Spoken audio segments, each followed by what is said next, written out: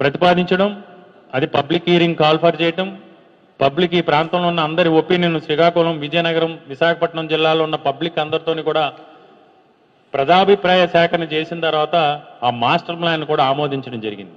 కానీ మీరేం చేశారు? మీరు అధికారంలోకి వచ్చి 2 సంవత్సరాలు కావస్తుంది. అధికారంలోకి వచ్చి మీరు 2 సంవత్సరాలు కావస్తుంది. మీరు ఉత్తర విశాఖపట్నానికి సంబంధించి పెట్టుబడులు తీసుకొచ్చాం, లక్షలాది కోట్లు తీసుకొచ్చామని చెప్తున్నారు కదా, కనీసం ఈఎంఆర్డీకి ఈరోజు నిర్దిష్టమైన మాస్టర్ ప్లాన్ ఉందా? ఈరోజు ఈఎంఆర్డీ సంబంధించి ఉత్తరాంధ్ర ప్రాంతానికి సంబంధించి, ఉత్తరాంధ్ర ప్రాంత అభివృద్ధికి సంబంధించి ఈరోజు ఈఎంఆర్డీ దగ్గర కానీ లేకపోతే మీ ఎంయూడీ దగ్గర కానీ ఒక నిర్దిష్టమైన మాస్టర్ ప్లాన్ అనేది ఈ రోజు వరకు కూడా మీరు రూపొందించారా? లేదు. అంటే ఎంత దౌర్భాగ్యం, మీరు ఎంత మోసం చేస్తున్నారు ఈ ప్రాంత వాసుల్ని.